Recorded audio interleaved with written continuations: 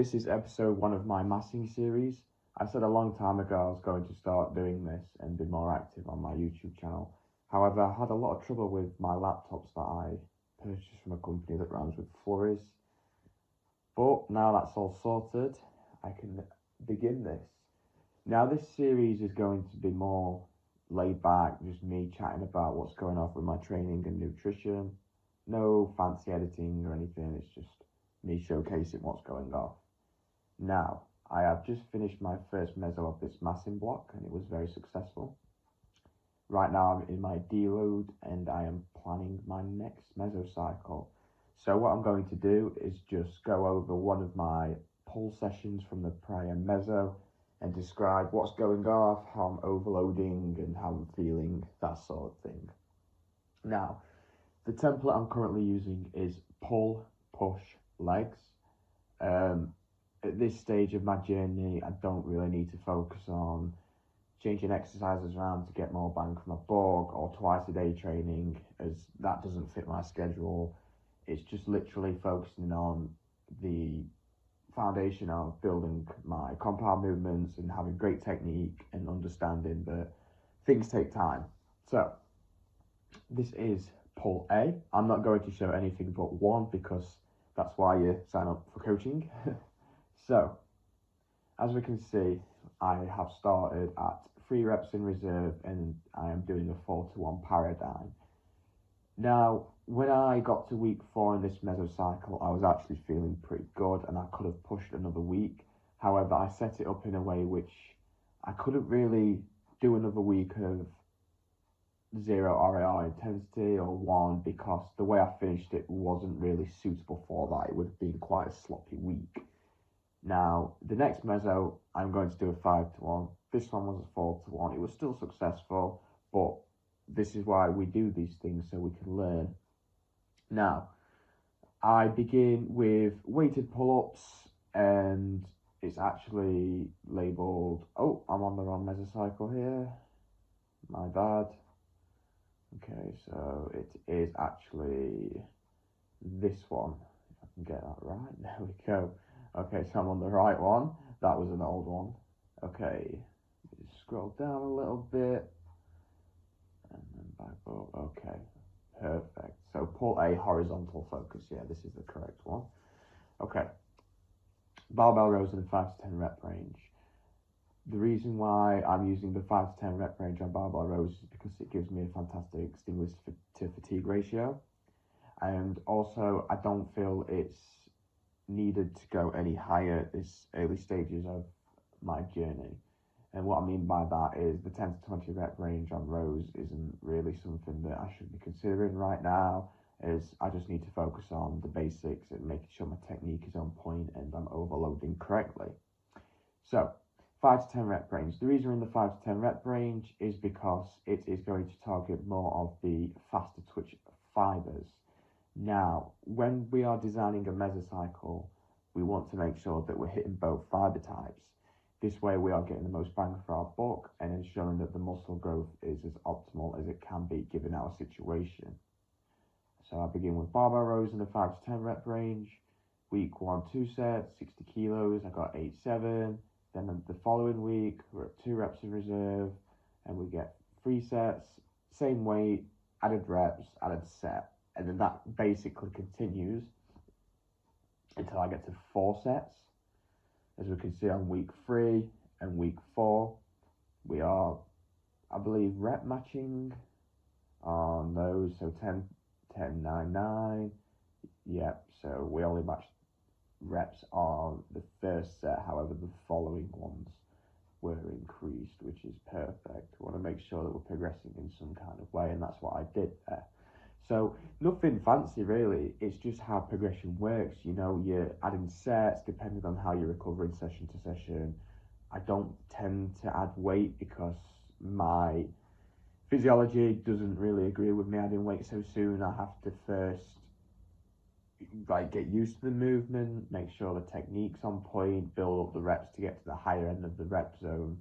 And then the following meso, I'll use the same weight and repeat the process, but with a higher reps in reserve. So as we can see here, I got 8-7 at 3 reps in reserve. The next mesocycle, I could probably get something like maybe like 10-9 at 3 reps in reserve. Obviously, I've got stronger, my neurology has improved, all that kind of stuff. So we take these factors into consideration, give an insight into the next meso, and then understand how we're going to progress.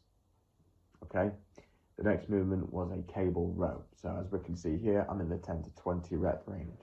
This rep range is going to target more of the slower twitch fibers, and this session is horizontal focused, but it's horizontal focused in such a way that trains the entire back musculature. So what I mean by that is I don't cable row in a way such to hit my lats, if that makes sense. I save that for actual lat focused movements on my following session, so my pull B, where I'm performing weighted pull-ups and lat pull down. Okay, so I will share that information. When I do the cable rows, I like to really give a good rounding of the upper back and then over-exaggerate the concentric and row in such a way that performs the back musculature to a higher capacity rather than if I was just targeting the lats. And in my opinion, I think any vertical pulling movement is way better for the lats than like horizontal movements. So that's why I've done that. And I've had a lot of success with it. It's felt fantastic. The progression scheme has been pretty much the same, you know, see how I recover session to session. So I'll start at MEV, work my way up, and I'll use an algorithm to make sure that I'm on track, I'm not overreaching too soon, I'm not doing too little. Everything's in place. Okay, now, after the back movements, I then move on to biceps. Now, I am fully aware that if you are training pull in this kind of manner, the biceps are actually kind of getting like seconds, as sometimes the biceps and forearms can be fatigued from the pulling movements.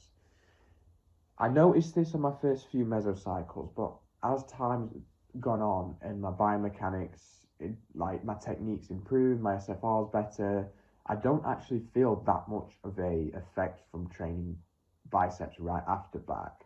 Now, further in my journey, in my career, as to say, then it is something to consider, you know, twice a day training, maybe changing it to a different day. But as of now, it's perfectly fine. So don't fix it if it isn't broken. And exactly the same, start 2 sets, add another set, see how I recover. The sets tend to stay the same. And obviously we are increasing reps. When it comes to things like dumbbells, it's not very sensible to just up the weight week to week, as dumbbell progression can be quite drastic. In fact, it depends on the exercise. This is a bicep curl, and I think because I've made it such a wide rep range, you know, 10 to 20, there's so much room for rep progression rather than just adding weight. Like, I wouldn't do like 13, 12, 11 reps and then the following week think, oh, I'm just going to rep match with a higher weight. I've got like, you know, 13 plus reps more. What I mean like is 14, 15, 16, 17, you know, I could get more reps the following weeks rather than just jumping the weight. Okay? And as you can see, it's the same with the overhand curls and then the face pulls. Now, face pulls are something that I have left in these sessions. I don't know why, actually. I feel like it's just a psychological thing I need to sort out, because something tells me like, oh, you should isolate the rear delts. And it is true to an extent, but I'm getting so much stimulus from the rows and everything that these aren't really something that I must keep in. Next mesocycle, I have decided to take these out. I just did like 2 sets. I mean, it's not exactly junk volume, and I'm probably around MEV with these throughout, but in all honesty, I just get to a point of the session where I'm like, I don't want to do these, and I don't really feel that they're doing anything for me. Like, rear delts aren't something that I need to bring up as like an intermediate. You know, if I was like an advanced bodybuilder then, and I was on stage and they said, oh, you need to bring your rear delts up, then I'd specialise them, but I'm not doing that. And in this mesocycle as well, there's no kind of specialisation. There's not really any need to do it. Just, you might as well save it for like further down in your career when you've got more muscle on your frame and, you know, your numbers are advancing and you have to start introducing different techniques to make sure that you're getting the most bang for your buck. So yeah, that's basically what one session looks like from my previous mesocycle, and it's going pretty well, to be fair. Everything's falling into place as it should. And that is all for episode 1 of my massing series. It's already been around 10 minutes, so I am going to bring it to an end.